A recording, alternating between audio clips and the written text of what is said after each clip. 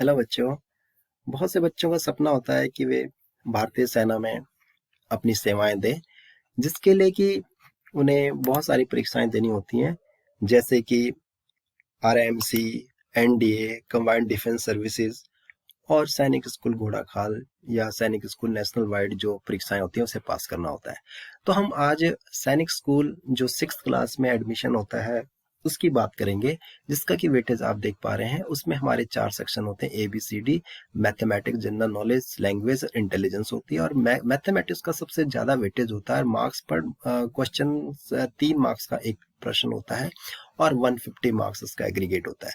तो आज हम इसी कड़ी में जो सैनिक स्कूल नेशनल वाइड इस बार हुआ था उस पेपर को, गणित को सॉल्व करने का प्रयास करेंगे और उसमें देखेंगे कि हम किस लेवल तक का गणित में प्रश्न पूछे जाते हैं, जिसका कि फायदा आप RMCA और NDA में भी ले सकते हैं। तो हम बढ़ते हैं प्रश्न की ओर। तो ये इस तरह से प्रश्न पत्र होता है, जिसमें सेक्शन ए में गणित 50 क्वेश्चंस होते हैं। तो हम एक एक करके हल करेंगे और उनको विस्तार से थोड़ा समझने का प्रयास करेंगे। तो किस किस संक्रिया के अंतर्गत पूर्णांक संवर्ग बंद होता है, मतलब क्लोजर प्रॉपर्टी उस प्रॉपर्टी को बोलते हैं जैसे कि उसके बीच में ऐसा ऑपरेशन जिसमें कि हम अंकों को अगर अदल बदल कर दें तो हमारे कोई फर्क नहीं पड़ता। जैसे कि एग्जाम्पल दे रखा है, 5+3 8 होता है और 3+5 भी 8 होता है और 4×5 20 होता है, 5×4। इसे ही क्लोजर प्रॉपर्टी कहते हैं, संवर्त बंद प्रॉपर्टी कहते हैं। और जोड़ और गुणा में ही क्लोजर प्रॉपर्टी लगती है। तो हमारा पहले के उत्तर यहाँ पर घटाव और भाग में नहीं होता, तो गुणन। तो पहले का उत्तर आ गया 3। अब दूसरा, 1 मिलियन आपको पता ही है, 10 लाख को 1 मिलियन कहते हैं। उसे अनुवर्ती, उससे एक अधिक अनुवर्ती होता है, एक अधिक। तो 10 लाख 1 होगा। तो इसमें मिलियन मैंने आज विस्तार कर रखा है कि बिलियन को भी 100 करोड़ बोलते हैं। आप आगे की परीक्षाओं के लिए भी याद कर लें। तो ये इसका उत्तर आ गया 10 लाख 1। इसका उत्तर आप दूसरा लगा सकते हैं। अब हम चलते हैं तीसरे प्रश्न की ओर। तीसरा प्रश्न इस तरह दिया हुआ है कि इस तरह से लाइन दी हुई है, बहुत ही इस तरह से कंफ्यूजिंग सा लग रहा है, लेकिन अगर हम उसको पैटर्न वाइज समझे, देखिए इसमें 2 भाग है, एक भाग ये, 2 भाग है। मैंने इसको इस तरह से दिखा दिया कि एक भाग है गुलाबी कलर का, एक भाग हरा कलर का। और क्योंकि इस भागों में एक एक भाग 1/10, क्योंकि 10 भाग है तो हर एक भाग 1/10 को रिप्रेजेंट करेगा। 1/10, फिर 2/10, 3/10, यहाँ तक का 3/4/10, इस तरह से। तो हमने क्या करना है, हम उसने पूछा है OP तक, तो O और P तक कितने 8 भाग हो रहे हैं। तो 8/10, 8/10 को हम अगर भिन्न को अगर काट के कर लें तो 4/5 उत्तर आपको प्राप्त हो जाता है। तो तीसरा उत्तर आपको प्राप्त हुआ। अब चलते हैं अगले प्रश्न की ओर। अगले प्रश्न में 2 क्रमागत पूर्णांक जिसके मध्य 5/7 स्थित है। 5/7 को देखो ध्यान से, अगर दशमलव हमने पुरानी वीडियोस में कर रखा है तो दशमलव में करें तो ये आपका 1 से कम होता है। 1 से कम 0 से 1 के बीच होगा। उसको मैंने दिखा रखा है कि 5/7 को 1/7, 2/7, 3/7, हमने 7/7 को 1 और 0 के बीच में हमने इस तरह से डिवाइड कर लिया। तो 5/7 जो होगा 0 और 1 के मध्य होगा। उसके बाद आता है कौन सी भिन्न सबसे छोटी है। अब ये छोटी भिन्न आप बहुत इजीली कर लेंगे। हमने क्या होता है, एलसीएम लेना होता है हर का मतलब डिनोमिनेटर का। एलसीएम हमारा 30 आया। 4/5 को हम 5 को 6 से गुना, 4 को भी 6 से गुना, 24/30, इस तरह से 50/30, 25/30 और 75/30 आ गया। आप देख पा रहे हैं 24/30 सबसे छोटी भिन्न आ रही है। तो 24/30 4/5 से बना, इसलिए 4/5 सबसे छोटी भिन्न हो गई है। अब आगे चले, एचसीएफ एलसीएम 6 और 864 है। तो और एक संख्या 96 है। तो हमारा फॉर्मूला सीधा सा फॉर्मूला होता है कि दूसरा नंबर क्या होता है, दोनों का गुना, एलसीएम और एचसीएफ का गुना, और जो नंबर हमें पता होता है उससे हम उसको भाग कर लेते हैं। तो इस तरह से गुना दोनों को और 96 से भाग करा 54। तो उत्तर आपका 3 उत्तर सही हो गया।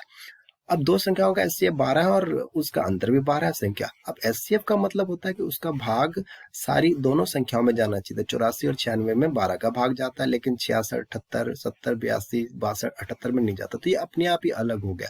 और 84 और 96 का जो 96 का जो एचसीएफ 12 है, और इनका जो डिफरेंस निकालेंगे तो वो भी कितना है, 12 है। तो इस तरह से हम प्रश्न का उत्तर 1 बना। अब चलते हैं आगे, 7 के बाद 8वें प्रश्न की ओर बढ़ते हैं। सबसे छोटी संख्या ज्ञात करिए जो 9, 12 और 15 से प्रत्येक से भाज्य हो। तो देखो सीधा सा प्रश्न दिया गया है, इसका सीधा सा उत्तर है कि हमने उसका एलसीएम निकाल देना, तो 180 उत्तर आ गया। तो 180 हमारा चौथा नंबर का उत्तर इसका बना। अब 9वें प्रश्न में देखो, साबुन के जो पाउडर का एक ब्रांड है 15 रुपए प्रति पैकेट से बेचा था, इसकी लागत 144 रुपए प्रति दर्जन आती। तो 144 रुपए प्रति दर्जन अगर लागत आती है तो लागत मतलब क्रय मूल्य, तो 144 12 एक दर्जन में 12 होते हैं, तो 144 में हमने एक पैकेट का क्रय मूल्य निकाल लिया। तो एक पैकेट का क्रय मूल्य 12 रुपए हो गया, तो और बेच मूल्य कितना है 15, तो हमें लाभ हुआ कितने रुपए का, 3 रुपए प्रति दर्जन पर लाभ हुआ। तो हमारे एक दर्जन पे कितने एक पैकेट पे हमें 3 रुपए का लाभ हुआ, तो एक दर्जन पे 36 रुपए का लाभ हुआ। तो हमारा पूछ क्या रहा है, वो 8 दर्जन पैकेटों के प्रतिशत में लाभ। हम एक दर्जन पर ही बेशक निकाल लें उसे, तो जितना प्रतिशत होगा वो चाहे 1 दर्जन हो, चाहे 10 दर्जन हो, चाहे 50 दर्जन हो, हमें उतना ही प्रतिशत प्राप्त हो जाएगा। तो 25% हमारा उत्तर आया। हम आगे बढ़ते हैं।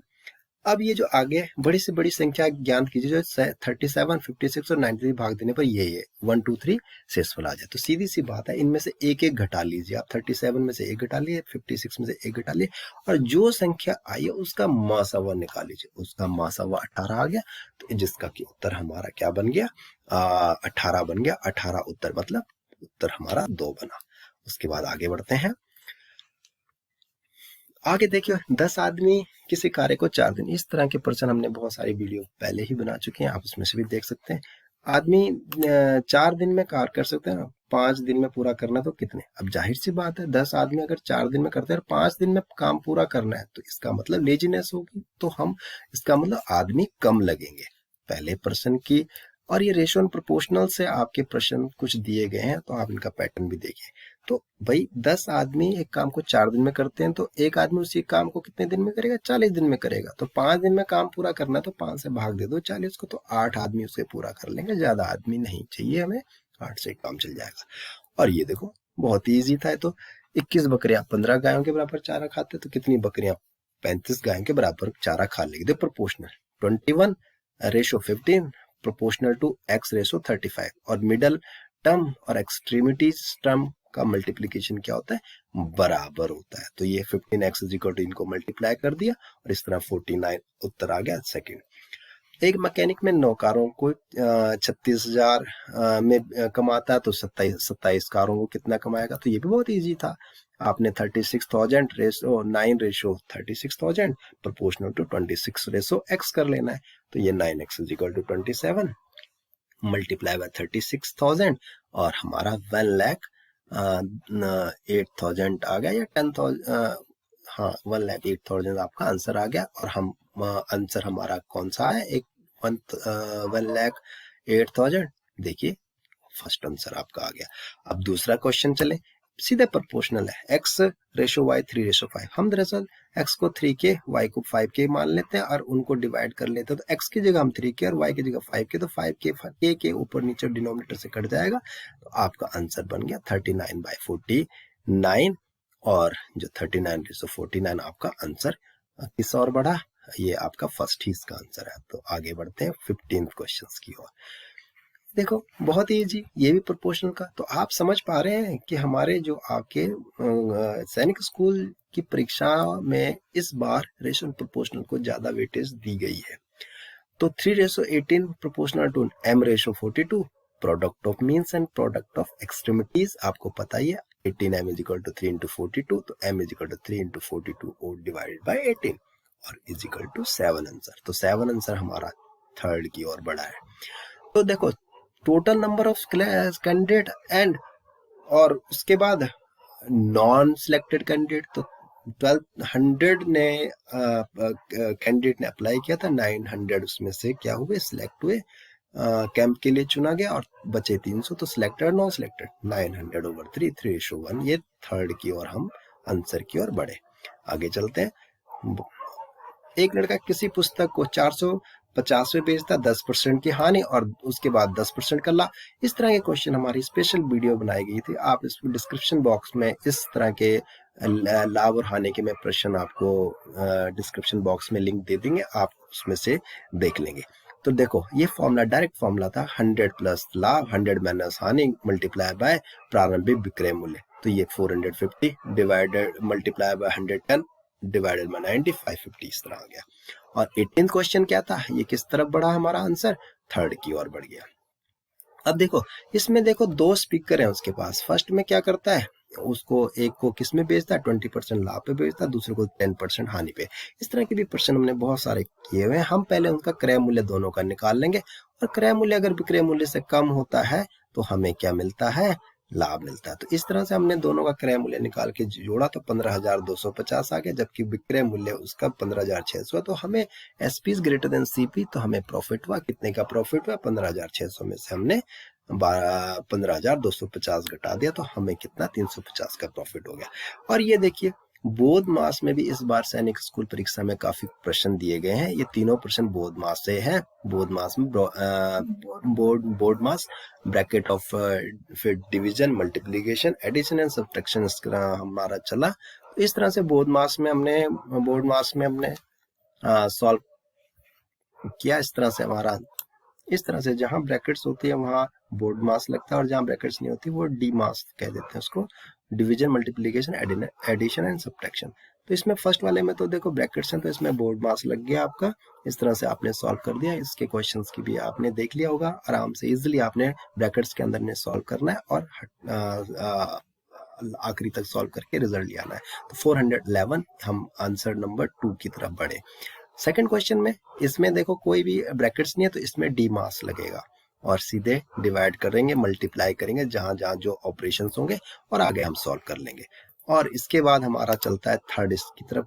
और 21st में जो है सीधा सीधा आपका फॉर्मूला लग गया, इसमें बोर्ड मास लग रहा है आपका और इसमें हमारा रिजल्ट आप इसको मैं इसमें जो जितना भी क्वेश्चंस के सॉल्यूशन है प्रॉपर वे में उसकी मैं जो बच्चे चाहेंगे तो मैं डिस्क्रिप्शन बॉक्स में आप लिख सकते हैं, मैं उन्हें पीडीएफ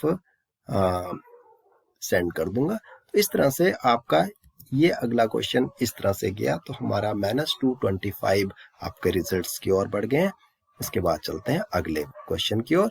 अगला क्वेश्चन है ये देखो बोर्ड मास के और क्वेश्चंस आपके दिखाई पड़ रहे हैं स्क्रीन पे।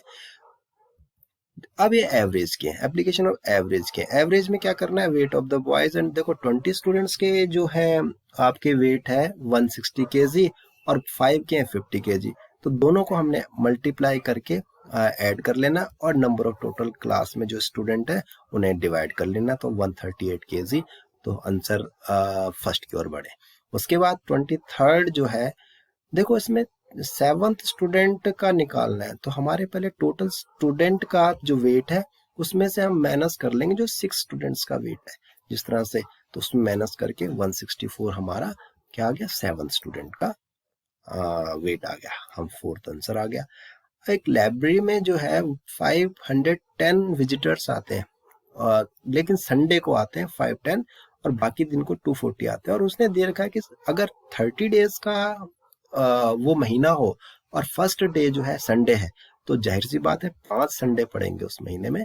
तो हमारे ये भी एवरेज पे है तो टोटल विजिटर इन 5 संडे प्लस 25 में से 5 गया तो 30 में से 5 गया 25 बचे और टोटल डेज 30 है तो इनको मल्टीप्लाई करके आप इस तरह रिजल्ट निकाल सकते हैं 285 विजिटर्स आ गए। और 25th जो है क्वेश्चन पड़ा थोड़ा सा अटपटा सा है लेकिन बहुत इंपॉर्टेंट है कि एवरेज जो है 17th मैच में 87 रन बना के कोई क्रिकेटर उसकी जो औसत है वो 3 बढ़ जाती है तो उसके बाद अगर 3 बढ़ी जाए तो 17th मैच के बाद उसका औसत क्या होगा। तो इसमें देखिए इस तरह से total 16 match multiply by x plus 87 divide by 17 x plus 3 करके 36 आपका आंसर आ गया। तो 17 मैच के बाद क्या हो गया 36 प्लस 3 इक्वल टू 39।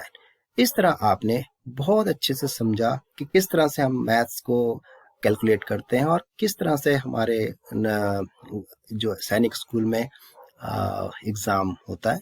तो इसी के साथ थैंक्स फॉर वाचिंग। आप लाइक एंड सब्सक्राइब कर सकते हैं। जय हिंद।